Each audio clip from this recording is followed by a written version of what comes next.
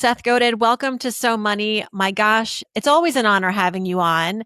And I don't know if you remember, but last time you were on So Money, it was 2015. It actually aired in 2015, but we recorded in 2014. So this is our 10-year anniversary. Every 10 years. Let's not let it get this far before hanging out again. And it continues to be one of, if not the most listened to, popular, quoted episodes. We talked about the meaning of richness. You were generous in sharing a lot of your personal financial experiences. Today, though, we're going to be talking about strategy. This is the theme that you're focusing on right now. The title of your new book is This is Strategy, Make Better Plans. You've written so much, Seth. I mean, your resume this is your 21st book, right? Oh, well, it's hard to tell because I was a It's, book packager for a long time. There was more than 100 in those days. oh So my it's tricky. gosh. And so you've written about leadership and marketing. What drew you to the notion of strategy and why now? So people come to me for advice. I don't do any coaching or consulting, but friends do. And they think they have a marketing problem and they don't. They have a strategy problem. Mm-hmm. Strategy is completely misunderstood. People think it's for MBAs or for generals, and they think it has to do with tactics or forcing somebody to do something they don't want to do.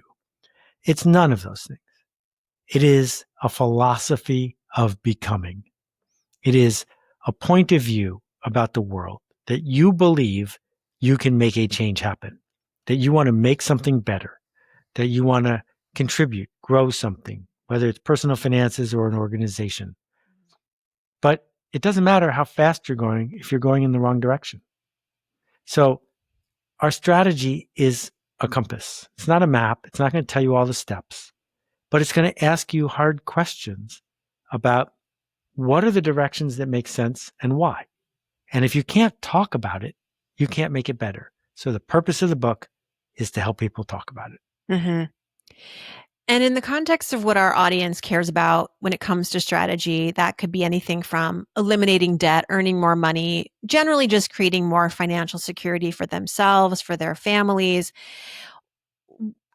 On a scale of 1 to 10, Seth, how poor are Americans when it comes to strategizing? You've already talked about how we confuse it and conflate it with, operations and marketing, but what is the crux of the problem? Let's say we were talking about a chess player and they lost every single game. I think we could agree they're not that good at playing chess. So let's look at the profit of Citibank or any other company that has a charge card division. It's huge. The individual consumer is losing.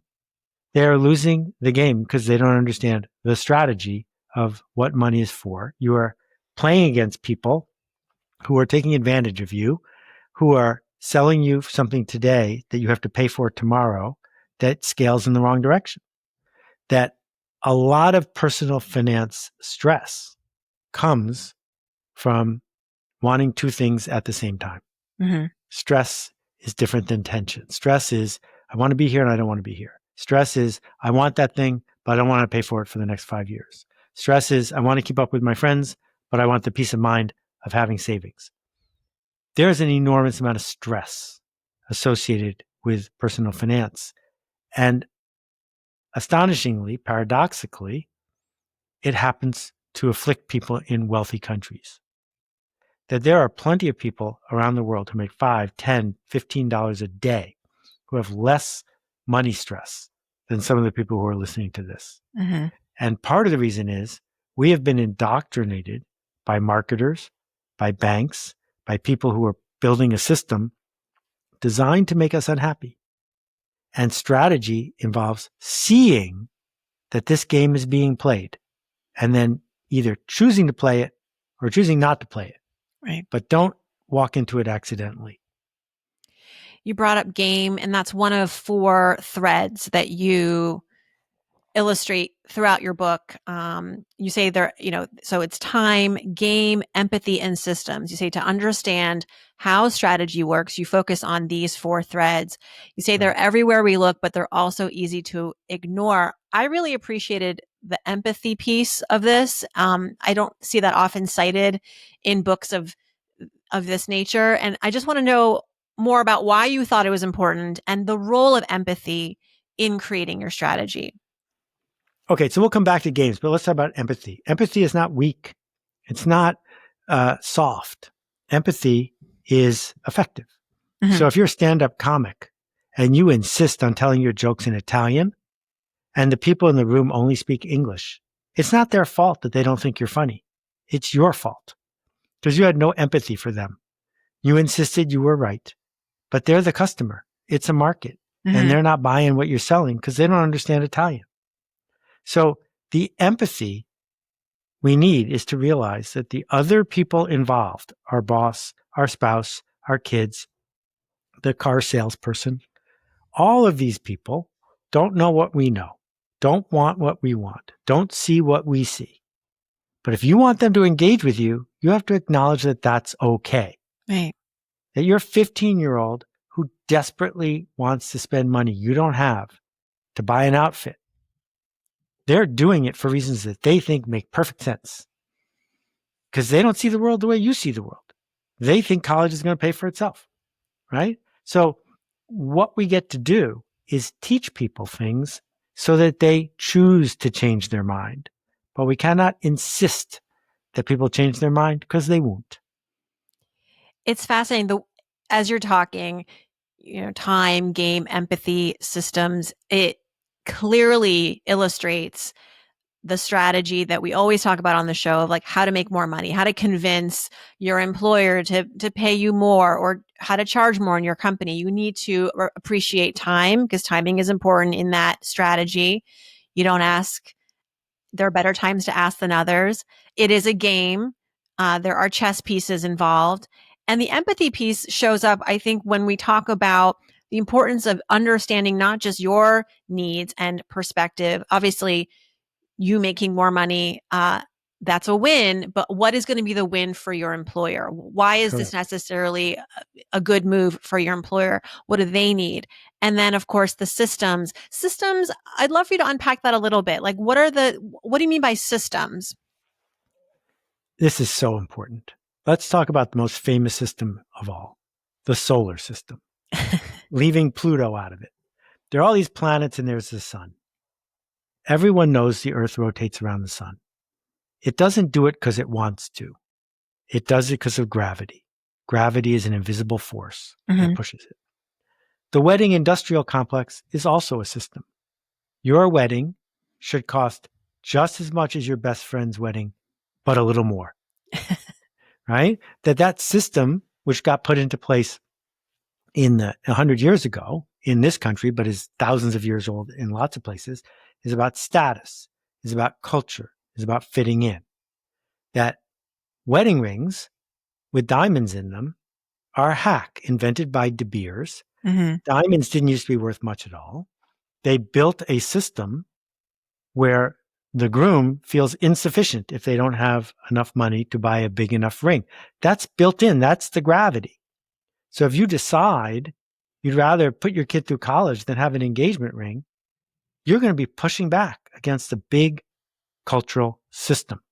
If we name it, it gets much easier to do. If we see, true story, friend of ours, someone I helped think about college and applying to college, got into two colleges. One college was sort of well known and one of the 5 most expensive undergraduate colleges in the country. The other college was a state school with a scholarship, basically free. Which one should you go to?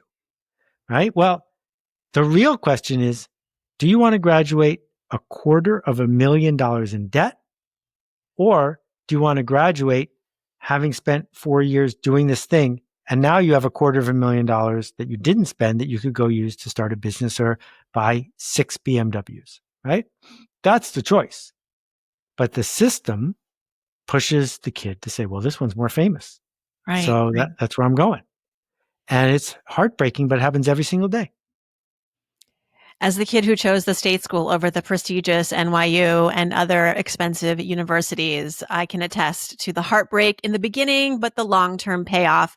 And in that example, Seth, you kind of bring us to the next question that I had, which is that you talk about these conflicting desires that we have in many of these situations as we're trying to formulate strategy. And in this college example is perfect because it's like, okay, do I want affiliation? Do I want status? Do I want freedom from fear? We can't have it all. So how do we steer ourselves? What is the compass telling us in these cases, and why are these three desires? Because there's so many others. I don't think there are so many others.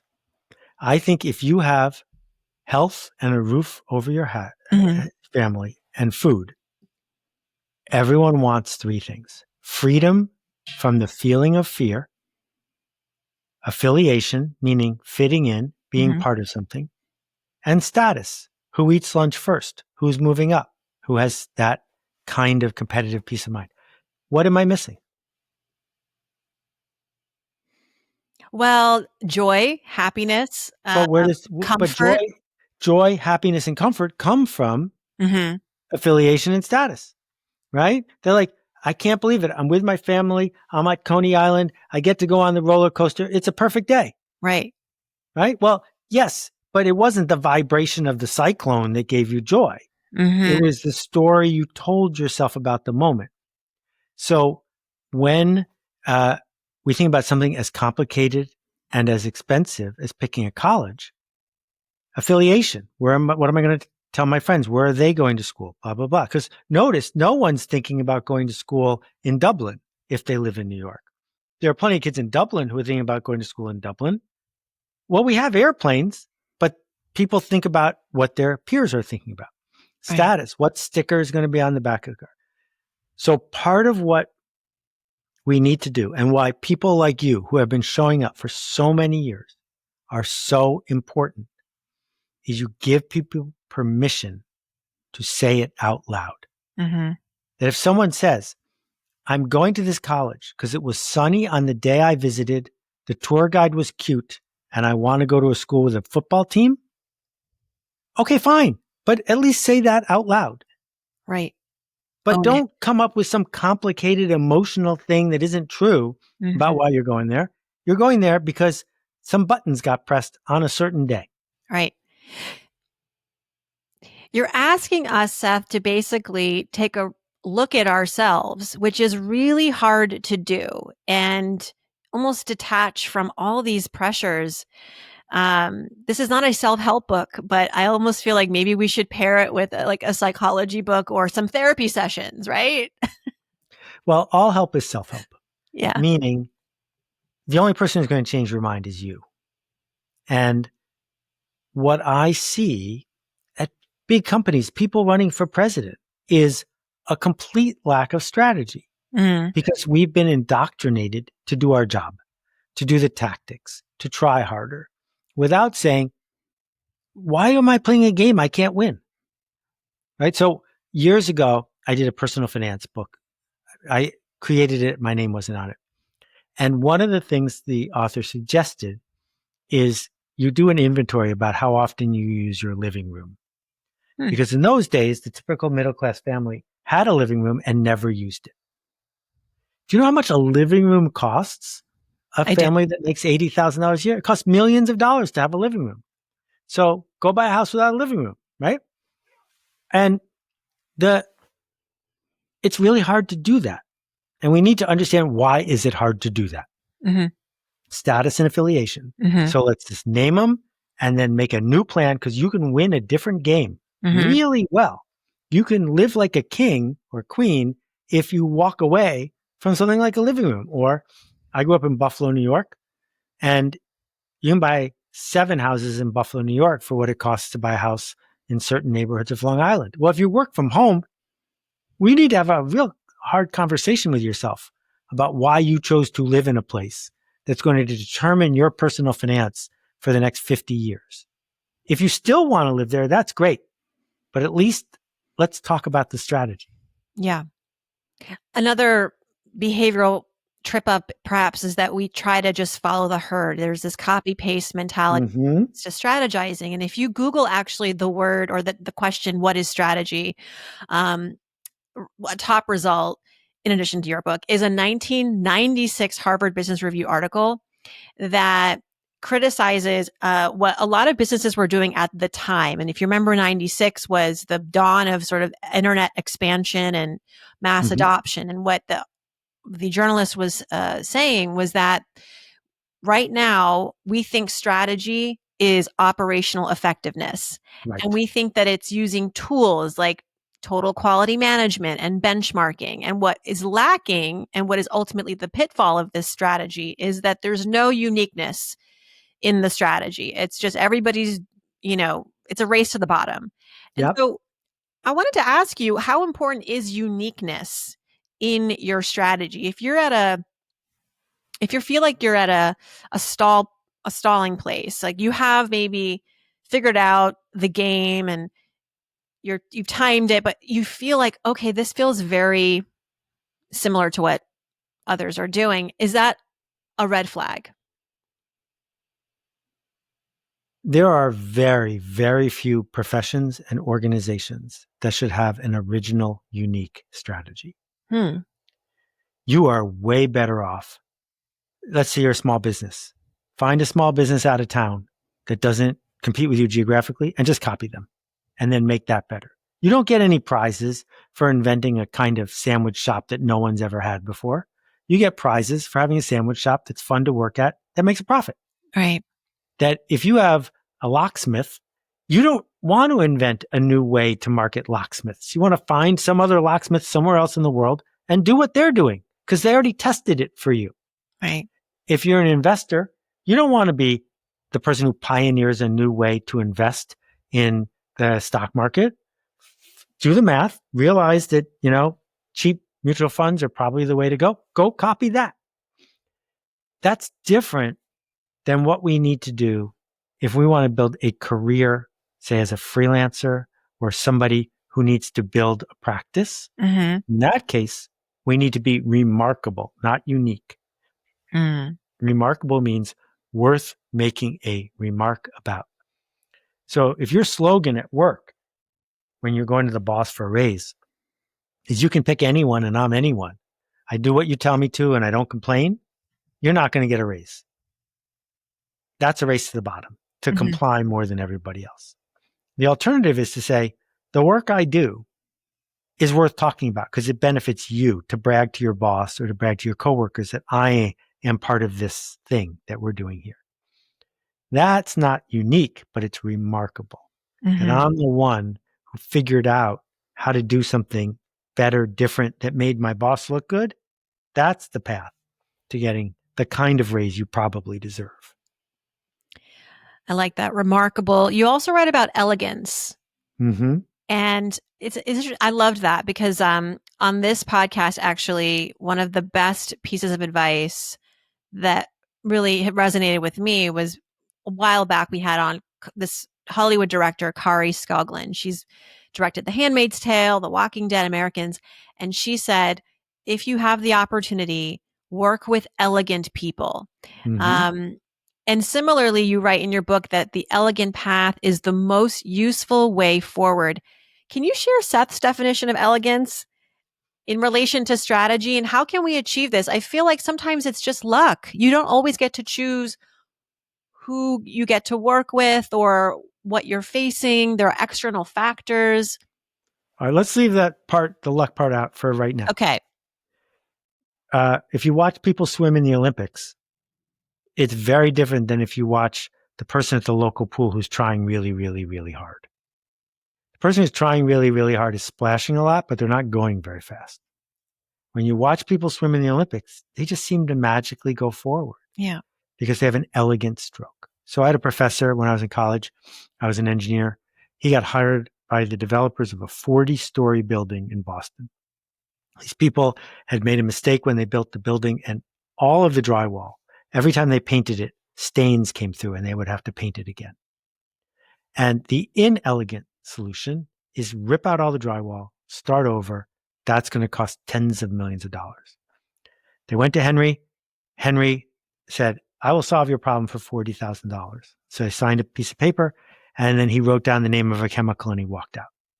Because he had the experience to know if Mm-hmm. they put this chemical on the drywall, the problem was going to go away.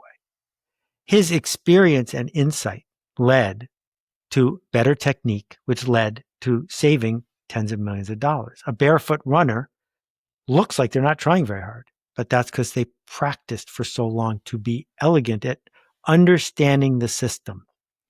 What makes a good surfer is they find better waves. That a great surfer on a choppy body of water doesn't look like a great surfer.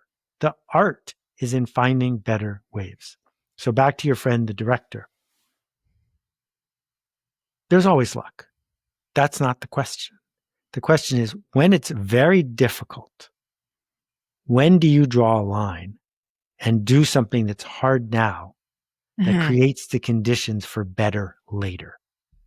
Right? So if you're a director and the producer in the studio insists that you cast a mediocre person for the main role because they're sure that that's X, Y, or Z, it's not easy to say, if you put that person in, I'm quitting. Right. But if you say that and you bring in this actor who ends up transforming the entire movie, people say, oh, they were really lucky. No, what they saw was a strategy forward, which is they're not going to get this to make this movie ever again. And here in this moment, they could trade a little bit of their status Mm. for a chance to invest in tomorrow. Right.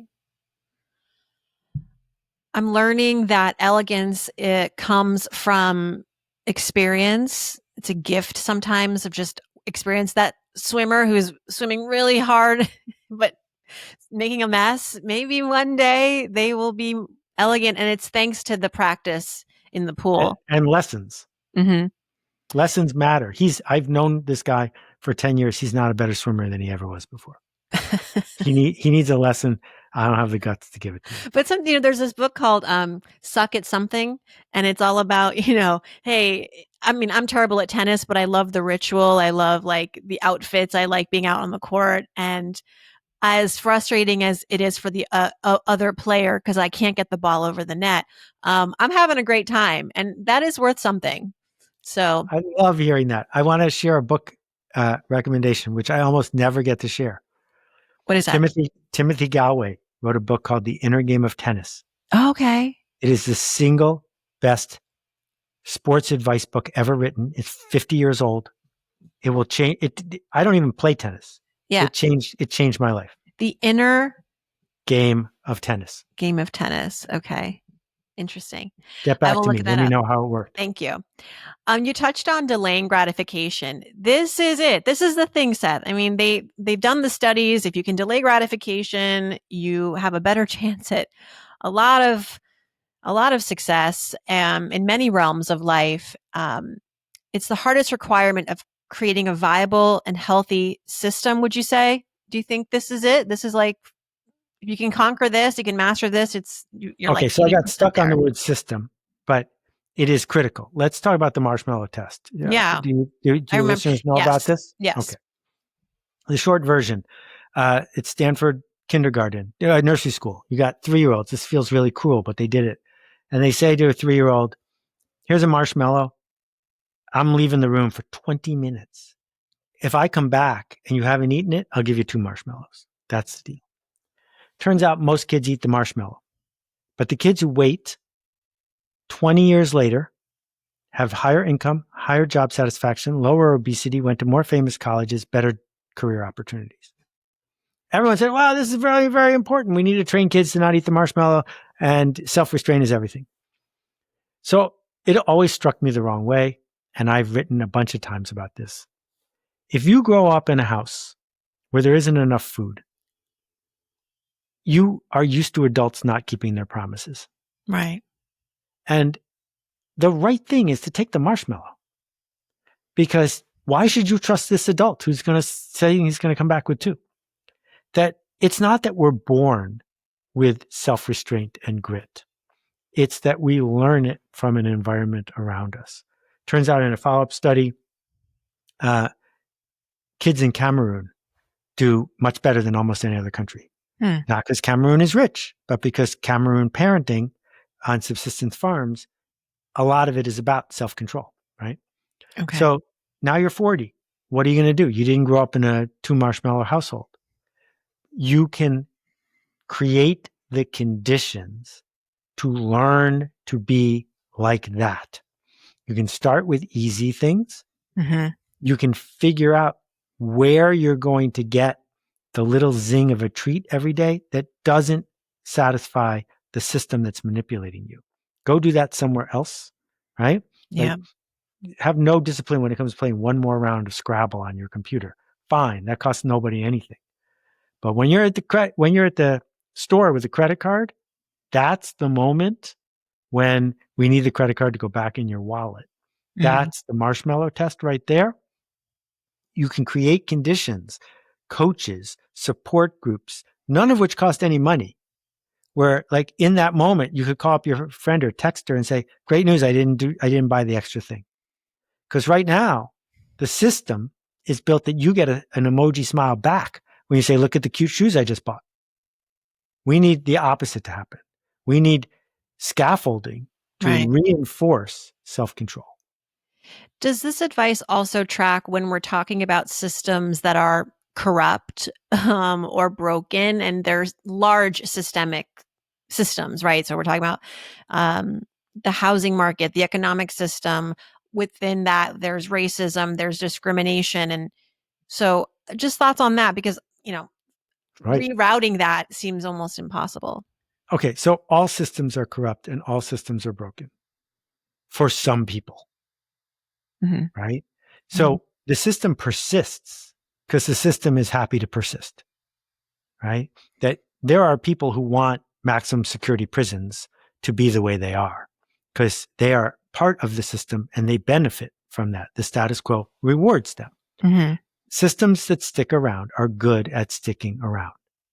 That the challenges in our country due to colonialism and racism, challenges of caste, challenges of income inequality, they're not there because the people in charge are evil.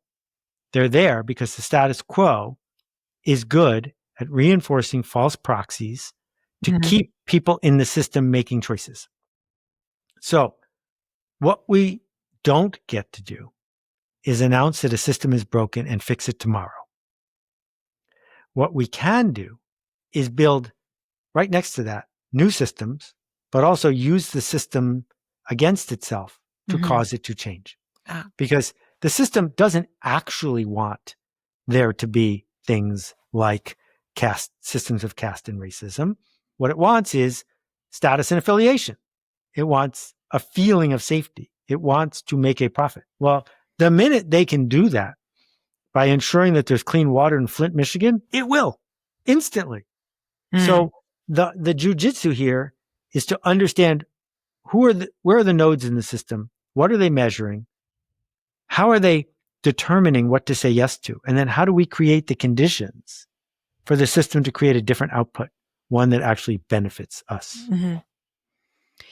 You've given us a lot of great prompts, and this is part of the book as well. It's very poetic. There are a lot of metaphors. It's philosophical, but there are also some questions and prompts that you offer readers so that they can start to think more strategically.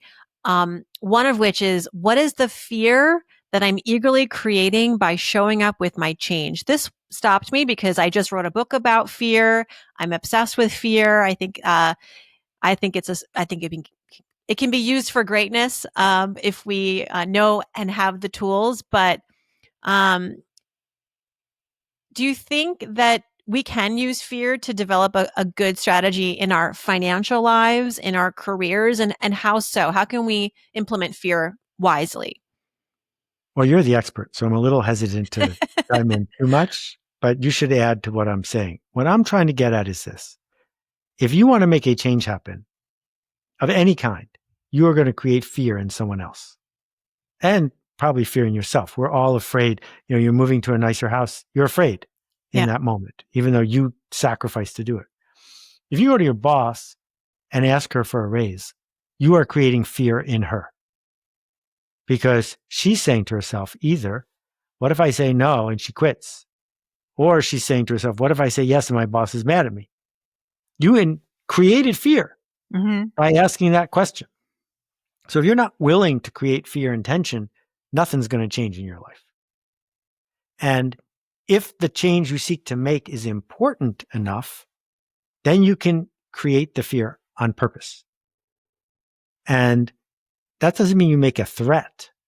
It just means you acknowledge this is happening. The same way, if you're running a restaurant, it makes sense to have some of the smells from the kitchen go into the dining room because people will be hungrier before the food comes, right?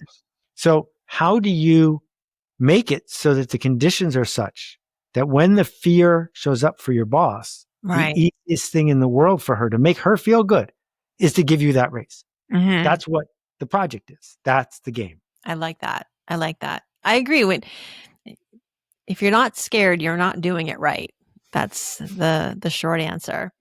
So to close here, Seth, so last time you were on So Money, it aired in February of 2015, and we talked about money and what it means to be rich. In your words, you said rich is being able to afford choices. You said everyone who's listening to this show is rich to the extent that they have a computer, they have the time to listen to a podcast. And those two things by themselves make us richer than anyone on earth dreamed of being 200 years ago. Does that still sound right to you? And have you, in 10 years, revisited this sort of notion of wealth and richness, given that we've had a few events in between, including the pandemic and insurrection, elections, other events? Sometimes when people quote back things I said, I don't remember saying them and I disagree. I remember saying this and I agree. What I would add to it as a 64-year-old is this. America got hung up for a whole bunch of complicated reasons on actual money that could be counted. And I think the other kind of rich is way more important. And that is the things that cannot be counted, but they can be felt. That you made a contribution, that people would miss you if you were gone, that you love and are loved. And I think that matters a lot more. I agree. Thank you. Thank you, Seth. This was wonderful. You're the best. Can't wait. We're not going to wait 10 years, I promise. No, we're not. We are not. Congratulations. This is Strategy.